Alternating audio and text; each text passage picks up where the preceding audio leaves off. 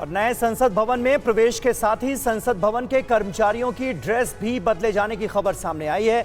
ये dress code क्या हो सकता है, आइए जानते हैं।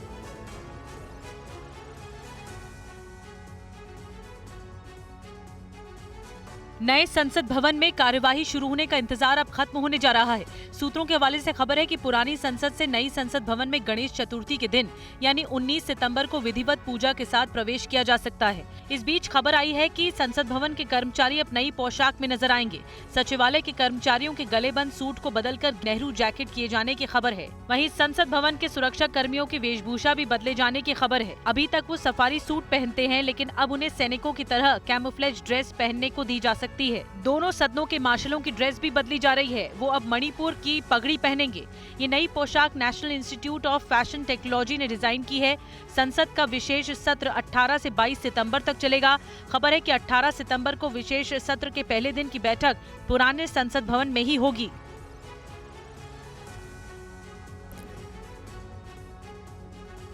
विपक्ष की संयुक्त रैलियां कैसे होंगी, रैलियों की लोकेशन क्या होगी, इन तमाम सवालों पर इंडिया गठबंधन में मतभेद बढ़ रहे हैं। सूत्रों के मुताबिक इन सभी सवालों की वजह से आज इंडिया गठबंधन कैंपेन कमेटी की बैठक भी नहीं हो पाई। 3 बैठकों के बाद भी इंडिया गठबंधन में कई गांठ पड़ी है। सीट बंटवारे को लेकर इंडिया गठबंधन के 28 दलों में खींचातान जारी है, तो अब रैलियों की लोकेशन पर भी मतभेद बढ़ रहे हैं। इंडिया गठबंधन के घटक दलों में टकराव बढ़ने की वजह से आज कैंपेन कमेटी की बैठक भी टालनी पड़ी। दरअसल इंडिया गठबंधन की कैंपेन कमेटी की पहली बैठक में कांग्रेस की तरफ से प्रस्ताव आया कि शुरुआत में जिन राज्यों में विधानसभा चुनाव है, वहाँ की राजधानियों में इंडिया के नेताओं की संयुक्त रैलियां होंगी। इसके अलावा देश भर में संदेश देने के लिए राजधानी दिल्ली में भी इंडिया गठबंधन की बड़ी रैली होनी चाहिए। सूत्रों के मुताबिक आम आदमी पार्टी और समाजवादी पार्टी समेत इंडिया गठबंधन के अधिकतर दलों को कांग्रेस का प्रस्ताव रास नहीं आया।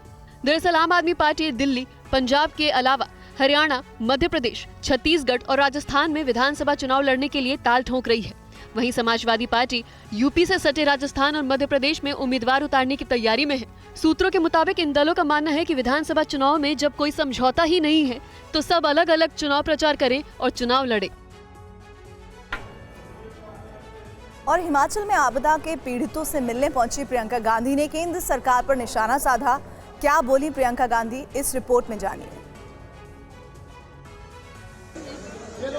कांग्रेस की राष्ट्रीय महासचिव प्रियंका गांधी आज एक दिन के हिमाचल दौरे पर थी। इस दौरान प्रियंका गांधी कुल्लू, मंडी और सोलन में आपदा पीड़ितों से मिली। मैं अपना कर्तव्य समझती हूँ कि जब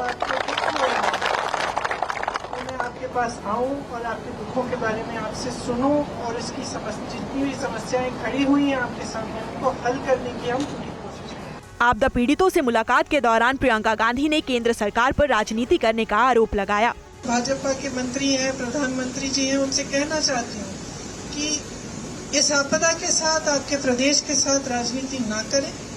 चाहे हमारी प्रदेश की सरकार कांग्रेस की ना हो, लेकिन ये देखें कि आपके प्रदेश में कितना नुकसान हुआ है, आपको कितना नुकसान हुआ है, आप किस तरह से एकजुट होकर उसका सामना कर रहे हैं, और इसी भावना से वह भी जुड़ जाएं।